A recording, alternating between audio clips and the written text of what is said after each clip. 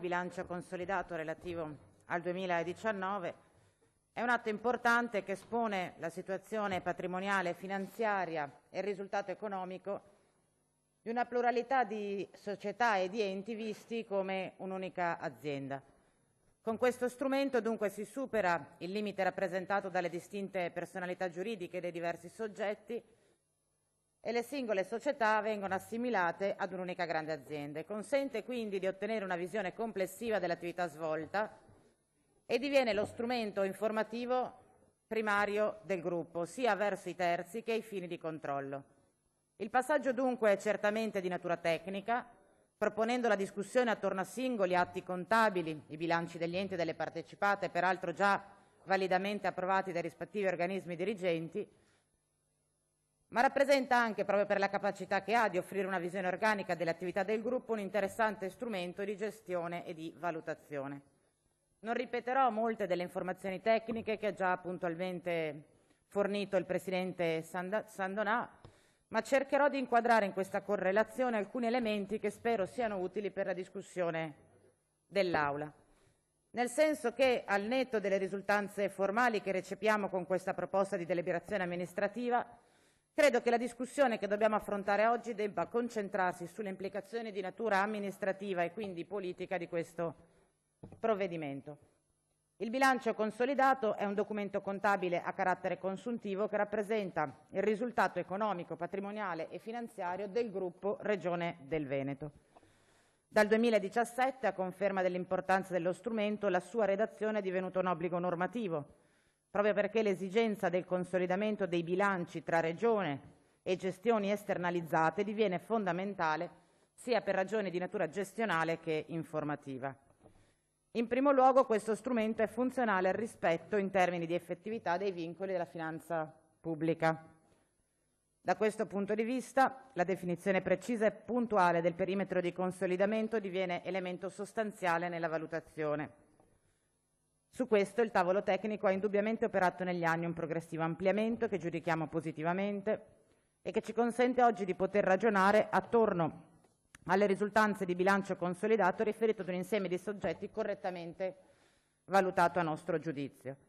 Entrano nel gruppo amministrazione pubblica la capogruppo Regione del Veneto, il cui bilancio è costituito dal consolidamento di Giunta e Consiglio, 18 enti strumentali controllati al 100%, 11 enti strumentali partecipate, 18 società a partecipazione diretta ed indiretta. Rispetto a questa composizione è stata individuata una soglia di rilevanza che ha portato ad escludere dall'effettivo perimetro di consolidamento 10 enti strumentali, una società a partecipazione diretta e 4 società a partecipazione indiretta.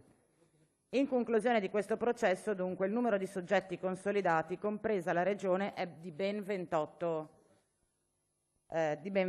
di cui 8 società a partecipazione diretta, 5 controllate al 100%, 19 enti strumentali, 18 dei quali controllati integralmente dalla Regione.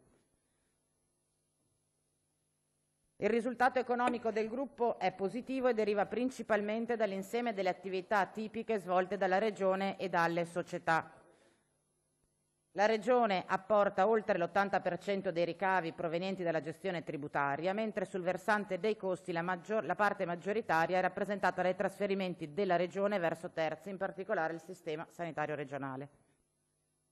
La maggioranza dei soggetti presenta risultati di esercizio positivi, in particolare Veneto Lavoro grazie ai contributi straordinari dello Stato per 30 milioni legati alla riorganizzazione dei centri per l'impiego, e l'incidenza dei rapporti con la capogruppo è sempre significativa. La seconda ragione per la quale questo strumento è fondamentale nella gestione amministrativa riguarda la verifica di bilanci di enti e società ai quali è affidata la gestione di importanti servizi pubblici per cittadini e imprese. Se scusate colleghi, se c'è tanto da parlare vi accomodate un attimo fuori e poi parlate. Prego. Grazie, Camani. Presidente. Ci sono alcune funzioni strategiche principalmente affidate all'esterno, in particolare la mobilità e i trasporti, con CAV, Veneto Strade, Infrastrutture Venete e Sistemi Territoriali,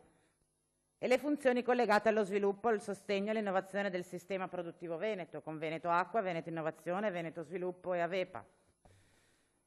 Si tratta di società costituite interamente o partecipate dalla Regione, costituite per lo svolgimento di attività e servizi inerenti allo sviluppo economico e sociale che per natura non possono essere delegate ad enti locali e espletate avvalendosi degli uffici regionali. Ora, la scelta di affidarsi a società a partecipazione pubblica per questo tipo di funzione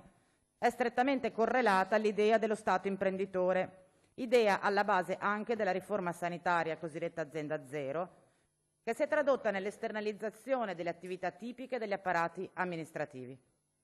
Questo fenomeno è avvenuto e avviene progressivamente in questa regione e riguarda diverse società del gruppo. Penso, per fare un paio di esempi, a Veneto Acque, società in house controllata a partecipazione diretta, di cui la Regione del Veneto detiene il 100% delle azioni, a cui è delegata principalmente la pianificazione regionale in maniera di infrastrutture acquedottistiche, e che dal 2020, attraverso una modifica dello Statuto, ha integrato con interventi in campo ambientale e di difesa del suolo la sua missione aziendale. Ma penso anche a Veneto Innovazione, anch'essa società in house controllata a partecipazione diretta, che ha progressivamente ampliato la sfera di competenza anche alla promozione del sistema economico veneto, includendo anche quella prettamente turistica, contribuendo addirittura alla realizzazione del piano turistico annuale del 2019. Il ricorso allo schema societario dunque soddisfa certamente l'esigenza di alleggerire il bilancio pubblico in senso stretto e la scelta di attivare società a totale partecipazione pubblica deriva dalla convinzione di poter conseguire migliori risultati in termini di efficienza ed economicità attraverso l'utilizzo di una forma organizzativa che si fonda sul fine di lucro, sebbene ovviamente inquadrata dentro obblighi statutari coerenti con gli obiettivi di politica regionale e che per di più non rappresenta le rigidità tipiche delle amministrazioni pubbliche. Naturalmente questo schema comporta la necessità di conciliare le modalità organizzative tipiche delle società con l'interesse pubblico da realizzare. In questo senso è fondamentale che l'attività delle società a partecipazione pubblica sia analizzata in termini funzionali rispetto ai reali interessi perseguiti e che siano definiti criteri di valutazione molto stringenti.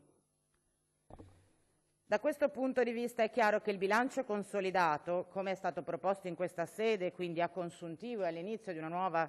legislatura, rappresenta uno strumento limitato in termini proattivi e l'analisi può semplicemente limitarsi ad una sorta di presa d'atto, essendo a nostro giudizio assolutamente insufficiente l'analisi prodotta in relazione alla programmazione del DEF ed essendo decisamente inadeguati gli indicatori presentati. Ridurre il giudizio di coerenza tra programmazione regionale e attività svolta ad un indice percentuale discrezionale crediamo sia un indicatore troppo limitato per svolgere questo tipo di analisi qualitativa sull'efficacia delle politiche pubbliche realizzate attraverso soggetti esterni alla Regione del Veneto. Le valutazioni che potremo al contrario effettuare in corso d'opera saranno certamente più utili. Mi riferisco, giusto per fare un esempio, alla gestione degli ATER che sarà necessario monitorare soprattutto alla luce del recente intervento normativo con l'obiettivo di verificare l'effettiva capacità di corrispondere al rilevante interesse pubblico correlato alle politiche della casa e alla lotta alle disuguaglianze. Infine, attraverso il bilancio consolidato, rappresentando la Regione del Veneto come una sorta di entità operativa, economica e patrimoniale unica, consente di poter ragionare attorno ad una visione d'insieme delle attività svolte dall'ente, seppur attraverso il gruppo, e di valutare l'adeguatezza delle forme di governance attivate e la capacità di costruire un sistema semplificato e funzionale. Su questo versante si deve segnalare il perfezionamento nel 2020 dell'operazione iniziata nel 2018 sul sistema ferroviario. La Regione ha infatti ricevuto a metà 2019 da sistemi territoriali SPA l'intera partecipazione ad infrastrutture venete. Stiamo parlando di società di capitale interamente partecipate dalla Regione e in un secondo momento, a seguito di scissione parziale di sistemi territoriali, sono state trasferite infrastrutture venete, tra le altre cose la gestione dell'infrastruttura ferroviaria della tratta Adria-Mestre e il parco rotabile di sistemi territoriali, che mantiene invece, tramite proroga e in attesa di gara, il contratto di servizio per il trasporto passeggeri. Da gennaio 2020, a completamento delle operazioni, Infrastrutture Venete è subentrata alla Regione anche nella realizzazione degli obiettivi della politica di trasporto ferroviario, ad ulteriore conferma della tendenza all'esternalizzazione di quanto dicevo precedentemente. Un ultimo aspetto da evidenziare riguarda la vicenda Veneto Sviluppo SpA, la società partecipata per il 51% dalla Regione del Veneto e per il 49% da soci privati facenti parte del gruppo bancario. Come sapete, la società opera in due diverse aree: da un lato un'attività più prettamente finanziaria e dall'altro un'attività di gestione degli strumenti finanziari agevolativi in coordinamento stretto con la Regione. Oltre alla costituzione negli anni scorsi del Fondo Veneto Mini Bond e alla gestione di partecipazione societaria, la società ha continuato fino al 2019 a svolgere il proprio ruolo di soggetto attuatore delle politiche regionali in campo economico, impegnando oltre 50 milioni di risorse regionali e utilizzando i fondi regionali di garanzia. Come tutti sappiamo, però, la normativa europea sugli affidamenti dei servizi di gestione delle risorse pubbliche ha previsto tassativamente che per l'individuazione del gestore dei fondi regionali si ricorra a procedure di evidenza pubblica. Sebbene dunque la società confermi nel 2019 i risultati positivi della gestione per poco più di 800.000 euro,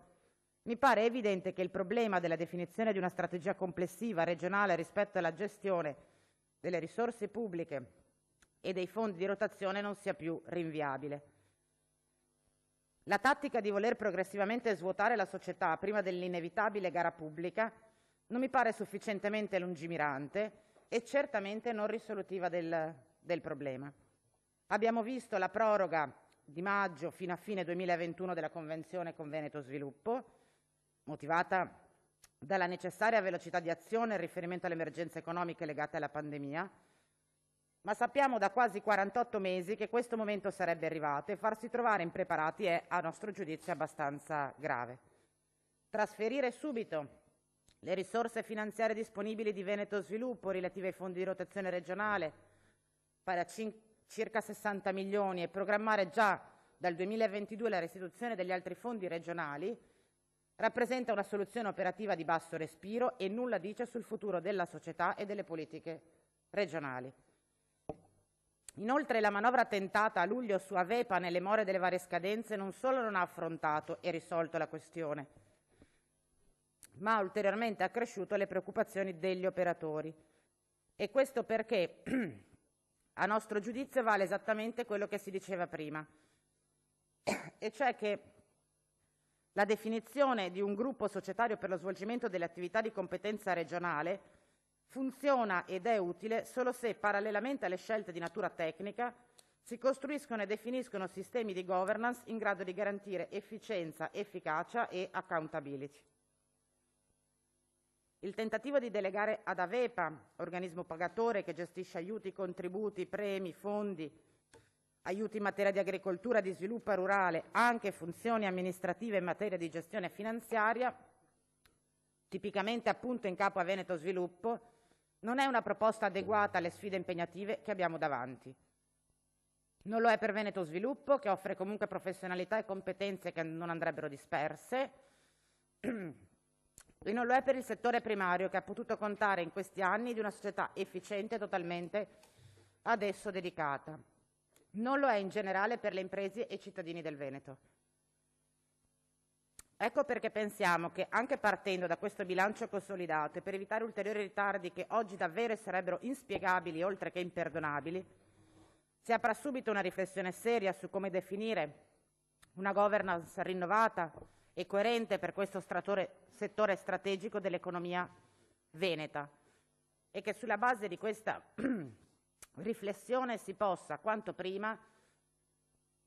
definire una riorganizzazione del lavoro e della struttura delle partecipate coerenti con gli obiettivi e adeguate alla necessità che questo tempo ci consegna. Ecco, questi in sintesi gli elementi che è utile, a mio giudizio, avere a fuoco per affrontare la discussione di oggi.